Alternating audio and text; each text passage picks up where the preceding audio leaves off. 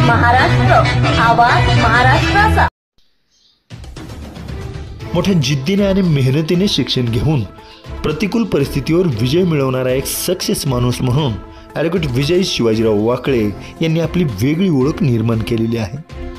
अहमदनगर जिल्ह्यातील कोटे बुद्रुक या गावचे हे भूमिपुत्र मागील 4 वर्षांपासून छत्रपती संभाजीनगरमध्ये हायकोर्टामध्ये विधिज्ञ म्हणून उत्कृष्ट आणि लक्षवेधी कार्य करत आहेत। त्यांचे बालपण आणि शिक्षणाचा काळ हा अत्यंत हालाकीमध्ये गेलेला आहे। त्यांच्या कुटुंबावर शेतीसाठी मोठा अन्याय झालेला होता, त्यामुळे सुखी कुटुंबाचं स्वप्न उद्ध्वस्त झालेलं होतं। खोटेनाटे गुन्हे दाखल करून त्यांच्या वडिलांना अडचणीत आणलेलं होतं, परंतु मुलांनी शिकावं म्हणून वडिलांनी ते गाव सोडलं व आम्हाला शिकवलं। आम्ही देखील मिळेल ती कामे केली आणि त्यातून मिळणाऱ्या पैशातून शिक्षण पूर्ण केले। या अन्यायाचा बदला घेण्यासाठी मी वकील झालो, बहीण पण वकील झाली। तिने तिचे शिक्षण पुढेही चालूच ठेवले आणि ती मग नंतर PSI झालेली आहे। या दोन्ही बहीण भावांनी आपल्या कुटुंबावर झालेल्या अन्यायाला वाचा फोडली आणि पुन्हा मोठ्या संघर्षानंतर पुन्हा स्वाभिमानाने त्याच गावी पोहोचले, तिथेच राहिले आणि तीच प्रॉपर्टी पुन्हा ताब्यात घेतली। हरवलेलं सुख पुन्हा मिळवलं, ते फक्त आणि फक्त वडिलांच्या मार्गदर्शनामुळेच। दोन्ही बहीण भाऊ जिद्दीने शिकले आणि यशस्वी झालेले आहेत, याचा सार्थ अभिमान त्यांच्या कुटुंबाला आहे।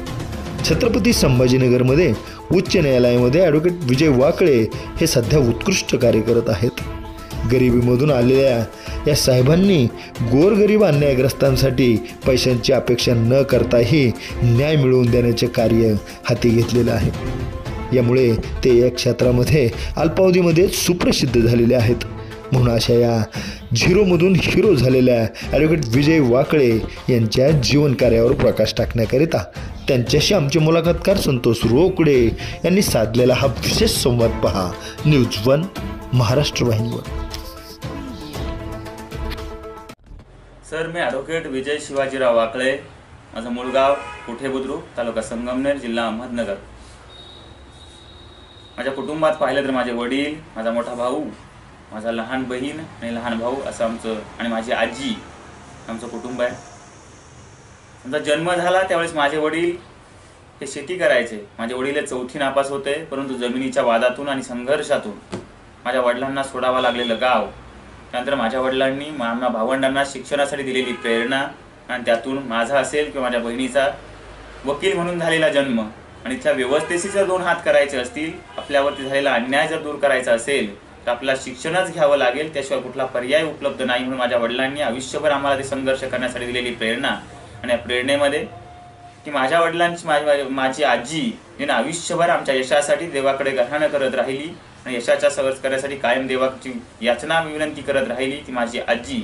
या सगळ्यांना माझा आतापर्यंत झालेला प्रवास मी समर्पित करतो।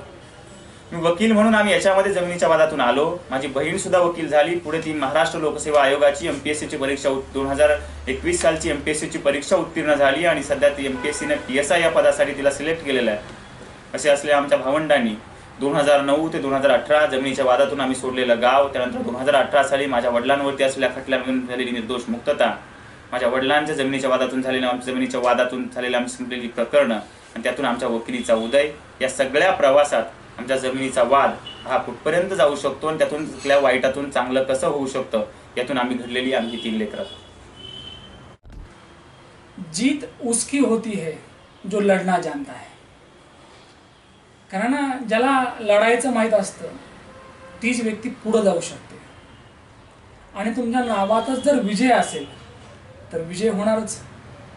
कारण असं म्हणतात की ज्या घरामध्ये शिक्षण रुजलं गेलं आहे ती माणसं पुढे गेली, कारण वाचेल तोच वाचेल। वकील साहेबांना आई वडिलांनी सांगितलं की तुला वाचावं लागेल, कारण आम्हाला जर वाचवायचं असेल, शेतीबाडी वाचवायची असेल तर तुला वाचावं लागेल। साहेब वाचले, साहेबांना अनेक पुस्तकं वाचली आणि आता ते खऱ्या अर्थानं कायदे पंडित आहेत असं म्हणेन मी। अर्थातच आज मुलाखत आम्ही आयोजित केली आहे छत्रपती संभाजीनगर या ठिकाणी ॲडव्होकेट विजय शिवाजी वाकळे यांची। साहेब, मुलाखतनामा या महाराष्ट्रातील लोकप्रिय कार्यक्रमात तुमचं स्वागत। सुरुवात करूया तिथून, नाही का। आज छत्रपती संभाजीनगर या ठिकाणी हायकोर्टामध्ये प्रॅक्टिस करतायत, एक नावाजलेले तरुण तडफदार वकील म्हणून तुमची ख्याती आहे, परंतु प्रवास नेमका सुरू झाला कसा, कसे ते दिवस होते, काय सांगाल नेमकं की बालपण नेमकं कुठं गेलं, नेमकं गाव, तुमचं घर, तुमचं कुटुंब, तुमचे आई वडील, एकूणच सुरुवातीचे दिवस कसे होते? सर खरं सांगायचं तर माझा जन्म कोठे बुद्रुक, तालुका संगमनेर, जिल्हा अहमदनगर म्हणजेच आळेफाट्याजवळच्या एका सर्वसामान्य गावात झाला. माझ्या गावाची पार्श्वभूमी जर बघितली तर माझ्या गावातला एक मुळा नदीची किनारा असल्यामुळं तिथली शेती ही सुपीक प्रकारची होती. तिथे पैसा आणि सुबत्तता होती. परंतु जर तंत्रज्ञान आणि विज्ञान जर म्हटलं तर कोविडच्या कार्यकाळात आमच्या गावामध्ये मोबाईलचं टावर आलं, म्हणजे अशा प्रकारची अवस्था. मग तिथल्या लोकांनी करायचं काय तर शेती करायची आणि आमचं गाव हे टमाट्याचं एक्सपोर्टिंग करण्यासाठी 1990 सालापासून नदीचं पाणी असल्यामुळे आणि थोडं पर्यावरणाची सुद्धा त्याला साथ असल्यामुळे टमाट्याचं एक्सपोर्टिंग करायचं. माझे वडील हे 4थी नापास आहेत. माझी आई ही अंगठेबहाद्दर होती. त्याच्यामुळे त्यांच्या शिक्षणाच्या वलयात आमच्या अख्ख्या खानदानामध्ये कोणी जर शिक्षण म्हणून जर कोणी घेतलं असेल तर सर्वोच्च माझ्या वडिलांचं 4थी नापास हे शिक्षण होतं. वडील सन्माननीय शिवाजीराव वाकळे एक भला माणूस नाही का, शेतकरी, कष्ट करणारे तुमचे वडील. लहानपणी तुम्ही वडिलांचे आईचे कष्ट पाहिले आहेत आणि पर्यायाने तुम्ही सुद्धा काही काळ कष्ट केलं आहे. तर वडील आणि आई यांनी जे कष्ट घेतले ते सांगा सर. म्हणजे माझ्या आई वडिलांचं जर बघायचं तर माझ्या वडिलांचे वडील म्हणजे माझे आजोबा, माझे वडील 12 वर्षाचे असतानाच ब्लड कॅन्सरने ते त्यांचं मयत झाले. तर माझ्या वडिलांनी जर आमच्याकडे बघितलं तर माझी शेती जरी त्या बागायत गावात होती तरी पण तिला कुठल्या प्रकारची पाईपलाईन, विहीर, मोटर अशा प्रकारचं कुठलंही काही साधन नव्हतं. त्यानंतर कालांतराने त्यांनी ती जमीन विक्री करून एक जमीन नदीच्या कडाला पुन्हा एक जमीन विकत घेतली आणि त्या नदीच्या जमिनीच्या वादात म्हणजे काही संघर्ष निर्माण झाला. त्यातूनच आम्ही सगळे बहीण भावंड शिक्षण घेऊ शकलो. माझा मोठा भाऊ आहे तो पेट्रोल व्यवसायात आहे. माझी लहान बहीण आहे ती सुद्धा एक वकील होती आणि ती आता महाराष्ट्र राज्यात. आजही महाराष्ट्रामध्ये गावखेड्यामध्ये राहणारे जे काही शेतकरी आहेत आज बहुतांश या ठिकाणी भांडणं आहेत आणि भांडण लहान असतं खरं तर. कधी हे भांडण रस्त्याचं असतं, कधी भांडण हे बांधाचं असतं नाही का. आणि बऱ्याच वेळेला या भांडणामध्ये त्या शेतकऱ्याने जे काही कमवलं असतं थोडंफार तेही अगदी तो गमावून बसतो. तुम्ही तुमच्या आयुष्यामध्ये हा प्रसंग पाहिला आहे, काय काय नेमका मॅडम? जर बघितलं तर सर म्हणजे माझ्या वडिलांनी एक 2000 सालाच्या आसपास स्वतःची वडिलोपार्जित जिराईत जमीन विकून एक बागायत जमीन विकत घेतली आमच्याच गावामध्ये. अच्छा. घेतल्यानंतर त्याचा जो शेजारी होता तो आमच्या पूर्वीच्या जमिनीचा पण शेजारी होता आणि ती जमीन आम्ही जी घेतली त्याची ती वडिलोपार्जित शेत जमीन होती. परंतु ती जमीन त्याला घेण्याची आकसा म्हणा किंवा काही गोष्टी म्हणा त्याने माझ्या वडिलांचा बळजबरी अतिक्रमण त्या जमिनीवर करण्याचा प्रयत्न केला. आमच्या पूर्वीचे जे मालक होते त्यांच्यावरती पण अतिक्रमण करण्याचा प्रयत्न केला. कोर्टानं वारंवार मोजण्या केल्या, आमच्या हक्कामध्ये मोजण्या झाल्या, त्याच्याकडे 10-12 गुंठे अतिक्रमण घेण्यात आलं. परंतु आम्ही जे एका विशिष्ट मळ्यामध्ये ती जमीन घेतली होती त्याच्या भावकीची होती. तिथे त्याच्या सगळ्या माणसांचं साम्राज्य होतं. त्याचं म्हणणं होतं की या मळ्यामध्ये आमच्याच आडनावाची किंवा आमचीच दादागिरी असेल, इथे कुठल्याही त्रस्ते माणसाने जमीन घेता कामा नये. आणि त्या माणसामध्ये गावातल्या राजकारणाचे काही प्रस्थापित लोक होते त्यांचे ते नातेवाईक होते. त्यांचं सरळ सरळ म्हणणं होतं की जमीन तुम्ही कवडीमोल भावाने विका आणि गाव सोडून बाहेर जा. जर तुम्हाला माझे वडील एकुलते एक असल्यामुळे कुठलं शिक्षणाचा त्यांना आधार नाही, आर्थिक उत्पन्नाचाही आधार नाही आणि कुठला कोणाचा पाठिंबा सुद्धा नाही, मग हे राजकारणानं घेतलेला बळी. मग ती शेतजमीन सर 2009 पासून तर 2018 पर्यंत पडीक होती. त्याच्यामध्ये एखाद्या प्रकारचं जंगल वाढावं अशा प्रकारचं जंगल होतं. आम्ही गाव सोडून 2009 ते 2018 नाशिक शहरामध्ये राहत होतो. लहान अगदी कोवळ्या वयामध्ये तुम्ही. आणि कोवळ्या वयात जमिनीचा वाद अशा प्रकारचा भयंकर पाहिला की आमच्या घराचे दरवाजे भले आमचा शेजारचा माणूस 50-55 माणसून आमचं घर पेटवलं गेलं होतं. आमची घराचे दरवाजे तोडले गेले होते. माझ्या घरावरती रात्रंदिवस दगडफेक होत होती. अशा प्रकारच्या सिच्युएशन मध्ये आम्ही घरामध्ये जर झोपत असेल तर घरामध्ये लोखंडी पलंगाच्या खाली लहान मुलं जशी एखाद्या कोंबड्याची पिलं कोंडून ठेवावी तशी आमची आजी आमच्या घरावरती दगडफेक झाल्यावर आम्हाला त्याच्या खाली होती. आणि शाळेमध्ये जाताना कुठलाच व्यक्ती आम्हाला शाळेत सुद्धा जाऊ देत नव्हता, कारण की आम्हाला ज्या प्रतिस्पर्धी माणसा शाळेत जावं लागायचं त्याच्या घरावरून जाण्याचा रस्ता होता. तो माणूस शाळेत सुद्धा जाऊ देत होता. या सगळ्या गोष्टीवरून माझ्या अडाणी वडिलांनी आम्हाला 5वीला गेल्यानंतर संगमनेर मधल्या ज्ञानमाता हायस्कूल आणि हॉस्टेलमध्ये आम्हाला जमा केलं आणि त्यानंतर आम्ही पुन्हा हॉस्टेलमधून आम्हाला गावापर्यंत नेण्याचा कधी प्रश्नही आला नाही. त्यानंतर आम्हाला माझ्या वडिलांनी सांगितलं होतं जर तुम्ही शिकलात तर तुमचा संघर्ष किंवा तुमची जमीन किंवा तुमची इस्टेट तुम्हाला सांभाळते, अन्यथा हे गाव आणि हे राजकारण माझ्या आयुष्याचा खेळ खंडोबा झाला तुमच्या आयुष्याचा केल्याशिवाय राहणार नाही. असं म्हणतात की जरी जाचला कालचा पावसाळा तरी तुला नव्याने उभारलं पाहिजे नाही का. तुम्ही अगदी लहान वयामध्ये हे सगळं पाहिलंय चित्र. खरं तर अगदी घरावर दगडफेक, घर जाळणं असेल, घराच्या बाहेर काढणं, गावाच्या बाहेर काढणं आणि अगदी अशिक्षित असलेले वडील किंवा काबाड कष्ट करणारे वडील, शेतकरी वडील तुमचे, या सगळ्या तुम्ही प्रसंग पाहत होतात, काय तुमच्या मनात नेमकं काय सर चाललं? गावाच्या बाहेर काढणं म्हणजे इनडायरेक्टली आम्ही वादाला कंटाळून गावाच्या बाहेर आलो. म्हणजे आम्हाला कुणी जा म्हटलं डायरेक्टली असं कुणी म्हटलं नाही, करून रोजचाच संघर्ष, लाठीकाठीची संघर्ष केल्यानंतर आपण प्रकरण रोज पाहतो की जमिनीच्या 10 फूट बांधासाठी माणसं एकमेकाचा जीव घेतात ना, आयुष्यभर जन्मठेपेची शिक्षा किंवा अशा प्रकारची प्रकरणं होऊ शकतात. म्हणजे आमच्याकडे अशाच प्रकारची आसपासच्या गावामध्ये 4-5 प्रकरणं घडली होती. जमिनीच्या वादातनं काठ्याकुऱ्हाड्यांच्या मारामारी आणि त्यानंतर ती रस्त्यावरती आलेली कुटुंब माझ्या वडिलांनी जवळून बघितली होती. मग त्याच्यामुळे या काठ्याकुऱ्हाडींच्या मारामारी करण्याऐवजी 2009 साली माझ्या भावावरती सुद्धा अशा प्रकारचा थोडासा हल्ला झाला होता. त्यातून वाद निर्माण झाला होता, क्रॉस कंप्लेंट फाईल झाल्या. जर अशाच प्रकारचे वाद जर आपण करत राहिलो तर माझ्या मुलांचं आयुष्य एक गुन्हेगार म्हणून जन्माला येऊ शकतं. माझे मुलं ही शिक्षणापासून वंचित राहू शकतात किंवा त्यांचं संपूर्ण भविष्य खराब होऊ शकतं. माझ्या वडिलांनी ज्या जमिनीच्या प्रकारानं खोट्या केसेस सहन केल्या होत्या त्या सन्माननी उच्च न्यायालयानं वारंवार त्या रद्द करून किंवा अटकपूर्व जामीन मंजूर करून त्यांना वेळोवेळी न्यायालयाने न्याय दिलाही होता. न्यायालयावरती आमचा कधीही आक्षेप नव्हता. ज्यावेळी आमच्यावरती खोट्या केसेस दाखल होत आल्या त्यावेळी न्यायालय आमचं संरक्षण करत गेलं. मग यंत्रेतून माझ्या वडिलांचं सगळं झालं की जर मुलांनी जर शिकलं तर अशा प्रकारचं त्यांनी शिक्षण घेतलं तर या सगळ्या खोटी प्रकरणं असतील, याच्यावरती होणाऱ्या खोट्या केसेस असतील, या सगळ्यांना जर जे काही न्याय देऊ शकतं तर ते फक्त शिक्षण देऊ शकतं. आणि त्या शिक्षणासाठी आम्हाला फक्त माझ्या वडिलांनी नाशिक शहरामध्ये नेऊन घातलं आणि सांगितलं जोपर्यंत तुम्ही तुमच्या स्वतःच्या पायावरती उभे राहू शकत नाहीत, तुम्ही 2 टायवाचं अन्न किंवा जमिनीचा गावाचा आणि कुठल्याचा संपर्क नसता जर तुमचं आयुष्य तुम्ही जर जगू शकलात तर तो माझ्या आयुष्याचा विजय होऊ शकेल असं म्हणून माझ्या वडिलांनी आम्हाला शिक्षण घ्यायला भाग पाडलं.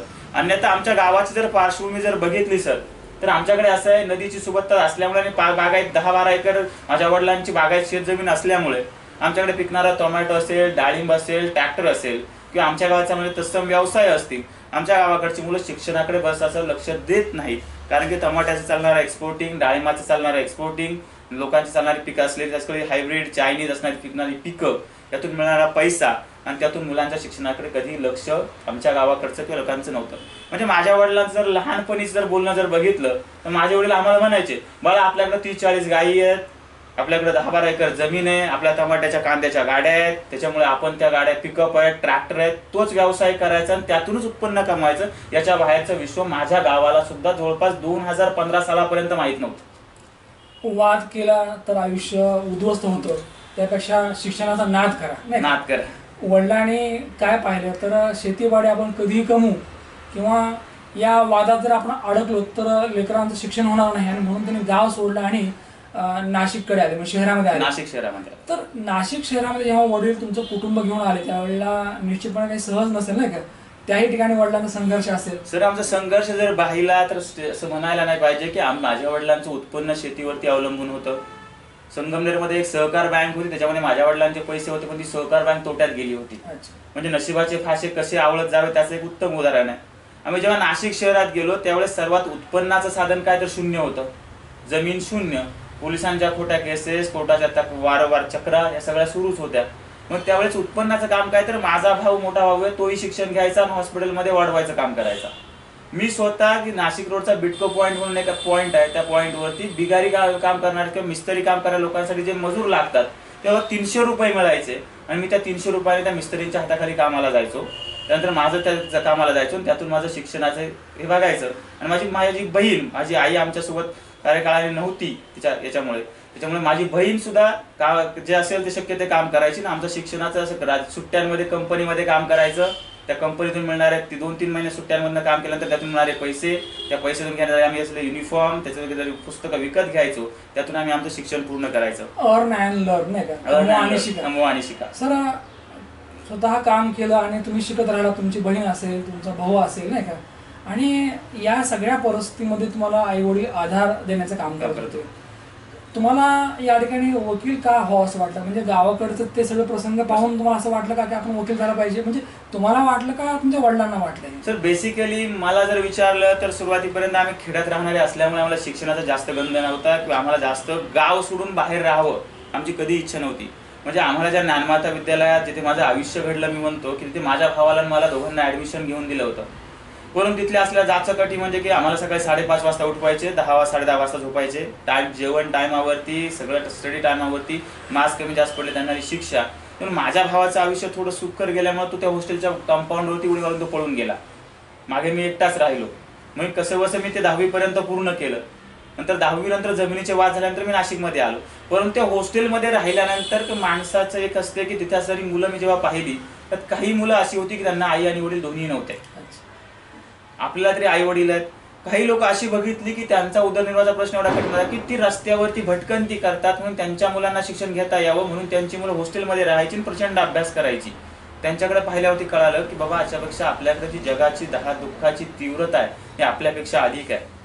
आणि या तीव्रतेतनं की माझा एक मित्र होता दीपक नावाचा, त्याची आई आणि वडील वारले आणि आई एका सुकाळ तिच्या एका मित्रासोबत निघून गेली आणि तो मुलगा एकटा हॉस्टेलमध्ये आयुष्य जगत होता आणि तो 10वी 9वी 10वी सगळ्या प्रथम क्रमांकाने पास व्हायचा. म्हणलं की त्याचं दुःख माझ्या मित्राचं माझ्यापेक्षा मोठं असेल तर मी त्याच्यासारखा अभ्यास का करू नये म्हणून त्याच्या आधारे मी अभ्यास करायला लागलो. म्हणजे 5वी पर्यंत मला इंग्रजीची ABCD पेक्षा काही म्हणता येत नव्हतं आणि 2 ते 10चे पाढे सुद्धा नीट म्हणता येईल असा मी विद्यार्थी होतो. जगामध्ये एवढं दुःख आहे की आपण त्याचं दुःख बघितलं तर आपल्याला आपलं दुःख काहीच वाटत नाही निश्चितपणे. कारण तुमच्या अवतीभोवती सगळं हेच वातावरण होतं. तुमच्या मित्रांचं आयुष्य तुम्ही पाहिलं, त्यांचे अनुभव पाहिले तुम्ही आणि वाटलं की चला आपण लढूया आणि आपण काम करूया. सर म्हणजे ज्या वेळेला तुम्ही हे लॉ करायचं ठरवलं नाही का, डिसाईड केलं की आपलं लॉ करायचं, LLB करायचे आपल्याला, तर ते कुठं केलं नेमकं आणि तिथं ते करत असताना आलेल्या काही अडचणी किंवा जे काही प्रसंग आहे ते सांगा मला सर. म्हणजे लॉ करायचं सर की लहानपणापासून माझ्या वडिलांमुळे जमिनीच्या प्रकरणातून होणारे खोटे नाटे गुन्हे, पोलीस यंत्रणांशी आलेला वेळोवेळी आलेला संपर्क, म्हणजे कधी कधी म्हणतात की आपण कुठल्या यंत्रणेवरती आरोप करू नयेत, पण जेव्हा आपण स्वतःच्या जवळून पाहतो, जेव्हा कधी आमची घरं तोडली जायची, आमची घरं जाळली गेली, सगळ्या गोष्टी झाल्या, त्यावेळेस गावकरी ते राव न करेशी मराठी म्हण आहे की म्हणजे माझ्या वडिलांचा जे काही शेजारी होता जमिनीचा, आमचा जो शेजारी होता त्याचं गावात असलेलं प्रस्थ किंवा दहशत, त्याच्यामुळे आमचं घर दिवसाढवळ्या जरी पेटवून दिलं तरी साक्ष द्यायला कोणी समोर येत नव्हतं. अशा प्रकारची सिच्युएशन आम्ही पाहिली होती. आणि पोलीस यंत्रणा आम्हाला म्हणायची की जर तुमचं घर खरंच त्याने पेटवलं असेल तर तुम्ही 2 साक्षीदार घेऊन या. साक्षीदार आणायचे कुठून? आणि गावात आल्यानंतर प्रस्थापित काही राजकारणी म्हणायचे की त्यांचं घर त्यांच्या मळ्यामध्ये ते त्यांनीच पेटवलं असेल. का तर त्या राजकारण्यांच्या, गावातल्या राजकारण्यांचा त्यांना असले, त्यांचे नातेवाईक असले, त्यांना असलेले संपर्क, मग त्यातून माझ्या वडिलांवरती झालेले खोटे गुन्हे, त्यातून वारंवार हायकोर्टाशी आलेला त्यांचा संपर्क, जिल्हा न्यायालयाशी आलेला संपर्क, वकिलांशी आलेला संपर्क. नंतर माझ्या वडिलांनी मला लहानपणी सांगितलं बाळा की मी 4थी नापास आहे, मला फक्त माझा मोठा भाऊ होता त्याने काही कालांतराने शिक्षण सोडून दिलं या सगळ्या परिस्थितीमध्ये. त्याने सांगितलं की तुला की वकील आणि कोर्ट, न्यायालय जे बोलतं इंग्रजीमध्ये त्याचं भाषांतर फक्त मराठीत मला सांगता आलं पाहिजे, कारण की त्या गोष्टी मला कुठल्या पत्त्यापर्यंत आलो इथपर्यंत तू शिकलं पाहिजे. परंतु तो जमिनीचा वाद, आपण म्हणतो की काही गोष्टी जरी वाईट असल्या तर चांगलं निर्माण होत असतं की जमिनीच्या वादापोटी ज्या गावाच्या पासून मी तुम्हाला आधी पण म्हटलं सर की आमच्या कधी शिक्षणाची गंध नव्हता की आमच्या गावाच्या शिक्षणावरती कधीही फोकस नव्हता, त्याच्यामुळे आम्ही गावाच्या बाहेर पडलो, शहरीकरणाच्या सगळ्या गोष्टी पाहिल्या, शहरातली असली स्पर्धा पाहिली, तिथल्या शिक्षणाची व्यवस्था पाहिल्या. त्यानंतर आपण जर शिकलो तर इथल्या व्यवस्थेला सुद्धा आपण वटणीवर आणायला वेळ लागणार नाही, व्यवस्था आम्ही पाहिली आणि त्यावेळेस ठरवलं की व्हायचंय तर मला वकील व्हायचंय. 12वी पास झालो सायन्स फॅकल्टीमधनं. मी BSc मध्ये डिस्टिंक्शन घेऊन केमिस्ट्री विषयामध्ये 80-87% मार्क घेऊन पास झालो. परंतु मी ज्यावेळेस माझा BScचा व्हायवा सुरू असतानाच मी एक्झामिनरला सांगितलं होतं सर मला व्हायचंय तर वकील व्हायचंय. 10वीच्या तोंडी परीक्षा असताना मी सांगितलं होतं हेडमास्टरांना तोंडी परीक्षा घेताना व्हायचंय तर मला वकील व्हायचंय. त्यावेळेस मला सगळ्यांनी सांगितलं गेलं वकिलांची अवस्था वर्तमानात तू पाहिली आहे का, कधी कोर्टाच्या बाहेर जाऊन बघ. म्हणलं सर लहानपणापासून कोर्टाची अवस्था मी बघितली आहे. काही लोकांचं आयुष्य रस्त्यावरती पण असेल तर काही लोकांचं आयुष्य एसीत सुद्धा आहे आणि ज्यानं काम केलं वकिलीमध्ये त्याला नाव कमवण्यासाठी खूप वेळ सुद्धा लागू शकत नाही. हे सगळ्या ज्ञानाच्या गोष्टी आहेत. जो सर्वाधिक वाचेल तो वाचेल असं म्हणत मी वकिली करण्याचा निर्णय घेतला. मी BSc बिटको महाविद्यालय नाशिक रोड येथून पूर्ण केलं आणि त्यानंतर मी माणिकचंद पहाडे विधी महाविद्यालयात 2016 साली वकील व्यवसायात प्रवेश घेतला. MP law college. साहेब मोठ्या जिद्दीने इथं आला. तुम्ही मगाच उल्लेख केला की ठरवलं असतं डॉक्टर पण झालं असतं, परंतु डॉक्टर झाला असतात तर वडिलांना जो काही त्रास झाला किंवा जे गेलेलं होतं वैभव नाही का, आपली काळी आई, ती आपल्याला परत मिळवता आली असते. म्हणजे ते मिळवायचं म्हणजे असं की माझ्या वडिलांचं असं क्लिअर कट म्हणणं होतं की माझा जेवढा या व्यवस्थेनं अपमान केलाय, माझ्या हाताला ज्या व्यवस्थेनं बेड्या घातल्यात, मी काही चूक न केलेला असताना माझ्या वडिलांवरती जे खोट्या केसेस त्यांना सामोरं जावं लागलं. मला याचं जर कुठेतरी माझ्यासाठी जर न्याय मिळवायचा असेल तर एक वकील मिळवू शकतो. जमिनीचा जर प्रश्न पाहिला तर माझ्या जमिनीचं मूल्यांकन काही कोटी रुपयांमध्ये होतं. मग जर ती जमीन मला जर मिळवायची असेल म्हणजे ती माझ्याच नावावरती, माझ्याच वडिलांचं, उलट मोजणी केल्यानंतर समोरच्याकडे त्याचं अतिक्रमण निघत होतं. तर समोरच्या अशा अर्धांड मांडणाला वटणीवर आणायचं असेल तर पहिल्यांदा आपल्याला जी व्यवस्था तो जी यंत्रणा, पोलीस यंत्रणा आपल्यावरती अन्याय करते, यंत्रणेविरुद्ध जर आपल्याला आवाज उठवायचा असेल तुमच्याकडे कायद्याचं परिपूर्ण ज्ञान असलं पाहिजे. आणि काही दिवसांपूर्वी या उच्च न्यायालयाच्या, औरंगाबाद उच्च न्यायालयाच्या माजी न्यायमूर्ती असं एक व्यक्ती त्या पूर्वी वकिली करायच्या महिला न्यायमूर्ती होत्या, त्या माझ्या वडिलांचे पक्षकार होते. त्यांनी सांगितलं की तुमच्या मुलांना उच्च शिक्षण दिल्याशिवाय आणि तुम्ही या व्यवस्थेतून किंवा या सगळ्या वादातून बाहेर पडल्याशिवाय तुमच्या कुटुंबाचं कुठलंही कल्याण होऊ शकणार नाही. ते आता रिटायर्ड न्यायमूर्ती मुंबई उच्च न्यायालयामध्ये आपण आलात, त्याला साधारण किती वर्ष झाले? आणि सर मला येऊन एक 6 वर्ष या वकिली क्षेत्रामध्ये येऊन झाली आहेत. मी MP लॉ कॉलेजमधून माझं LLB पूर्ण केलं, LLM सुद्धा तिथून पूर्ण केलं. मी MP लॉ कॉलेजमध्ये असताना वादविवाद वक्तृत्वाच्या जवळपास 40-50 स्पर्धा प्रथम क्रमाने महाराष्ट्रातल्या जिंकलो. की सगळ्यात पहिल्यांदा वकील व्हायचं असेल तर आपण बोलता आलं पाहिजे, बोलता यायला पाहिजे म्हणून महाविद्यालयाने मला वेळोवेळी मदत केली. त्यातून मी वादविवाद वक्तृत्वाच्या महाराष्ट्रभराच्या जवळपास 40-50 स्पर्धा प्रथम क्रमांकाने जिंकलो. असं म्हणतात की जो बोलेल तो चालेल आणि जो चालेल तो पळेल. आणि 6 वर्षामध्ये अगदी मी तर म्हणेल की फार म्हणजे तुम्ही आलात, तुम्ही पाहिलं आणि तुम्ही जिंकलं.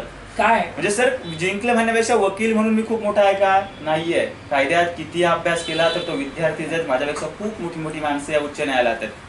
मी जेव्हा लॉ मध्ये होतो तेव्हा सुद्धा म्हटलं होतं की करायचंय मला तर चांगल्या मार्कांनी करायचं. मी वर्गामध्ये सुद्धा पहिल्या दुसऱ्या क्रमांकाने पास होत होतो. मी LLBच्या असताना असलेली विद्यापीठात सुद्धा पहिला आलो होतो. त्याच्यासाठी मला पारितोषिकही दिली गेली होती. परंतु जेव्हा LLB पूर्ण केल्यानंतर मी वकिलीत उतरल्यानंतर जे काही सिनियर असतात तुमचे, त्यांनी तुमच्यावरती किती कृपा आशीर्वाद ठेवला किंवा सगळ्या गोष्टी त्याच्यावरती खूप काही गोष्टी मॅटर करतात आणि तुम्ही स्वतःमध्ये किती स्वतःला हे करत असतात. मला सुरुवातीपासून कोर्ट कसं चालतं, कोर्टातली काही प्रकरणं या सगळ्या माझ्या कौटुंबिक वादातनं किंवा त्या जमिनीच्या वादातनं मी पाहिली होती. त्यामुळे वकिलीशी माझा जवळून संबंध आला होता, परंतु कायद्याशी आला नव्हता. वकिली पूर्ण केल्यानंतर LLB संपल्यानंतर जेव्हा प्रॅक्टिस सुरू केली त्यावेळेला पहिलं काम कोणतं केलं? म्हणजे गेलेलं वैभव मिळवलं का आणखी काही? सर आल्यानंतर मी सगळ्यात पहिल्यांदा माझ्या वडिलांवरती जे काही सगळी प्रकरणं होती ती माननीय जिल्हा सत्र न्यायालय संगमनेर असेल किंवा प्रथम सगळ्या प्रकरणांमध्ये माझ्या वडिलांची निर्दोष मुक्तता करणे माझ्यासमोरचं पहिलं ध्येय होतं. ते मी ते पूर्ण केलं. कारण की आपला बाप आपण वकील झाल्यानंतर कुठल्या कोर्टासमोर गुन्हेगार म्हणून उभा राहू नये, ती सल आपल्या आयुष्यात जी जन्मापासून पाहिली होती ती मी पहिली पूर्ण केली. माझ्या जमिनीचा वाद होता, मी वकील झाल्यानंतर काही कार्यकाळामध्ये तो संपला, तो मी जिंकलो आणि त्यानंतर माझ्या जमिनीचा मी ताबा घेतला. आज रोजी माझे वडील त्याच शेतीमध्ये गुण्यागोविंदाने शेती करतात आणि तो वादाचा संघर्ष सुद्धा संपला. म्हणजे संपला असा गुंडा की ज्याचा तिन्ही लोक झेंडा ज्या वेळेला वडिलांनी पहिल्यांदा पाऊल ठेवलं जमिनीमध्ये स्वतःच्या मालकीच्या, त्यावेळेला वडिलांच्या चेहऱ्यावरचे भाव काय होते? म्हणजे आयुष्यामध्ये आपण एखादा माणूस सर्वस्व हरवल्यानंतरही पुन्हा सुद्धा कसा जिंकवू शकतो. म्हणजे माझ्या वडिलांना जेव्हा जमिनीत घेतलं की आयुष्याचं माझ्या सार्थक झालं आणि आता आयुष्यामध्ये एखाद्या माणसाची कुठली स्वप्नच पूर्ण राहत नाही तशा प्रकारचा माझ्या वडिलांचे हा भाव होते. आणि या सगळ्या संघर्षात माझी लहान बहीण जी राजश्री शिवाजी वाकळे, जी सध्या महाराष्ट्र लोकसेवा आयोगाने घेतलेल्या MPSCची परीक्षा उत्तीर्ण झाली, ती PSI म्हणून ती आता सिलेक्ट झाली आहे. ती सुद्धा माझ्यानंतर ती सुद्धा वकील झाली आणि ती आणि मी मिळून सोबत ही सगळी प्रकरणं पाहत होतो. आम्ही जमिनीचा ताबा घेतला. पोलीस यंत्रणेशी सुद्धा संघर्ष करावा लागला. त्यानंतर पोलीस यंत्रणेशी संघर्ष करून आम्ही त्या जमिनीची प्रकरणं सगळी संपवली आणि आता मी जवळपास 2019 सालापासून इथं उच्च न्यायालयामध्ये मी वकिली करतो. जिल्हा तुमचा अहमदनगर? माझा जिल्हा अहमदनगर, तालुका संगमनेर. आणि मग या ठिकाणी आपण छत्रपती संभाजीनगरची काय निवड केली? सर मी जेव्हा शिक्षण घेत होतो त्यावेळेस मी औरंगाबादमध्ये आलो होतो, कारण की माझ्या वडिलांचा उच्च न्यायालयाशी वारंवार संपर्क आला होता, तिथल्या वकिलांशी काही प्रकार संपर्क आला होता की माझ्या मुलाची इच्छा होती वकील व्हावं, तर हायकोर्टामध्ये किंवा उच्च प्रतीचा वकील व्हावं त्यांची एक इच्छा होती. म्हणून त्यांनी मला औरंगाबादमध्ये ऍडमिशन घेण्यासाठी भाग पाडलं. मी इथे LLB पूर्ण केल्यानंतर मी औरंगाबाद तिथेच प्रॅक्टिस सुरू केली, कारण की करण्यापूर्वी माझ्या जमिनीचा संघर्ष सर संगमनेरमध्ये सुरूच होता. माझ्याकडे असं होतं की त्या संगमनेरच्या कोर्टाच्या वकिलांशी आम्हाला वारंवार ओळख झाली होती. तिथल्या सगळ्या व्यवस्थेला कंटाळलो होतो, तिथली पोलीस यंत्रणेला कंटाळलो होतो. तिथे गेल्यानंतर पुन्हा संघर्ष निर्माण होऊ शकतो. आणि नुसती LLBची डिग्री मिळवली म्हणून तुम्ही वकील झालात का? नाही. जोपर्यंत तुमच्याकडे अनुभव असत नाही, तुम्हाला वकिली कशी करतात ही कळत नाही, तोपर्यंत तुम्ही कुठल्याही माणसाची नुसती डिग्री घेऊन कुठल्या संघर्षामध्ये तुम्ही पडू शकत नाही. मग अशा प्रकारचं होतं की तुम्ही शिकलं, आम्ही डिग्री जरी इथं पूर्ण केली, जोपर्यंत मी स्वयंपूर्ण वकील होत नाही किंवा माझ्या अंगावरती येणारा कुठला प्रकार असेल त्याला मी डिफेंड करू शकत नाही, तोपर्यंत तिथे जायचं नाही. म्हणून मी 2009 ते 2018 सर मी माझ्या स्वतःच्या गावात एक दिवसही गेलो नाही. मी माझ्या गावाचं तोंडही पाहिलं नाही ना माझ्या वडिलांसोबत मी कधी गेलो. ज्या दिवशी जाईल तर माझ्या बापाला स्वाभिमानानंच माझ्या गावात घेऊन जाईल. म्हणून माझ्या बहिणीने आणि मी घेतलेली शपथ पूर्ण करून माझ्या बापाला 2018 साली आम्ही आमच्या गावामध्ये सगळ्या प्रकरणांमधून मुक्त करून जमिनीचा वाद संपवून आमच्या गावात घेऊन गेलो. मला असं वाटतं की वनवास झाला, संघर्ष झाला, परंतु शेवट गोड झाला नाही का? शेवट. आणि तुमची स्टोरी मला एखाद्या जसा असतो चित्रपट, त्या चित्रपटासारखी आहे. चित्रपटामध्ये हिरोला, नायकाला सुरुवातीला अडचणी असतात, संघर्ष असतो आणि शेवटी विजय हा नायकाचा होतो, नाही का. नालायकाचा कधीही विजय होत नाही. त्यासाठी नायक व्हावं लागतं, चांगलं काम करावं लागतं. सर, आत्तापर्यंत हा जो प्रवास आहे हायकोर्टापर्यंतचा, नाही का, एक आता फार कमी वेळामध्ये आपण चांगले वकील बनलात. वडिलांचं गेलेलं वैभव तुम्ही परत मिळवून दिलं. अगदी तसं पाहिलं तर अगदी हे कल्पनेतलं वाटतं, पण हे खरं तर सत्य आहे.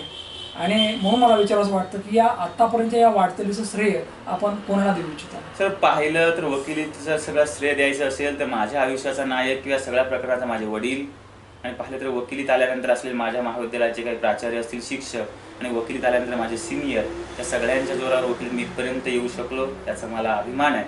की ग्रामीण भागात इंग्रजीही न वाचणारा मी मुलगा हायकोर्टात मी आर्ग्युमेंट करू शकतो. आणि बरीचशी माझ्या आयुष्याची प्रकरणं सुरू झाली तर सेशन कोर्टातल्या 370 सारख्या खटल्यांपासनं ट्रायल बेसिसवर दिलेल्या प्रकरणामध्ये एका पक्षकाराला न्याय मिळवून देऊ शकलो. त्यानंतर पोक्सोमध्ये मॅटर्स मिळत गेले, एकामागे एक मॅटर सॉल्व्ह करत गेलो, आणि त्यातून हे सगळं मी इथपर्यंत उभा राहिलो.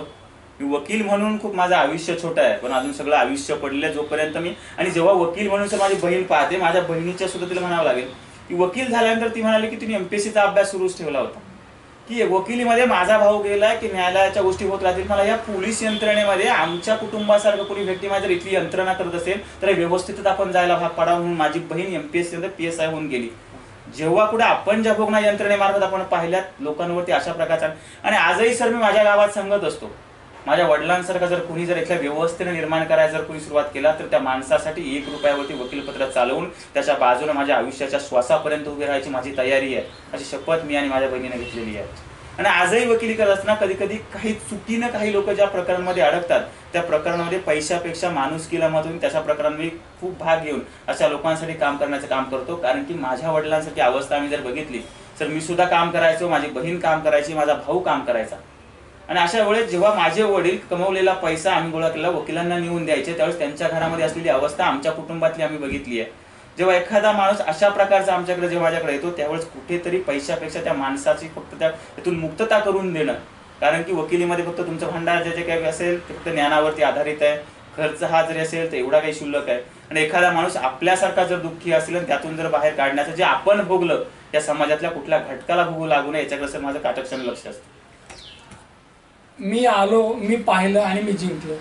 माणूस सहज जिंकत नाही, त्याला यातना सहन कराव्या लागतात. कारण घाव सोसल्याशिवाय देव पण येत नाही असं म्हणतात, नाही का. अगदी त्या लेवलला यायचं असेल तर जे होतं ते चांगल्यासाठी होतं. जो हुआ अच्छा हुआ, जो होगा वही अच्छा होगा, आणि जो हो रहा है वही अच्छा हो रहा है. कारण आपण विश्वास ठेवला पाहिजे आपल्यावर, नाही का. आणि ज्या लोकांचा स्वतःवर विश्वास असतो ती माणसं विजयी होतातच. याचं उत्तम उदाहरण म्हणजे ॲडव्होकेट विजय शिवाजी वाकडे साहेब. साहेब, तुमच्या पुढील वाटचालीसाठी न्यूज1 महाराष्ट्र चॅनलच्या वतीने खूप खूप शुभेच्छा. निश्चितच अगदी कणखर रोखठोक ही मुलाखत तुम्हाला आवडली असेल. परत भेटूया पुढच्या मुलाखतीमध्ये. तोपर्यंत पाहत राहा न्यूज1 महाराष्ट्र चॅनल. धन्यवाद.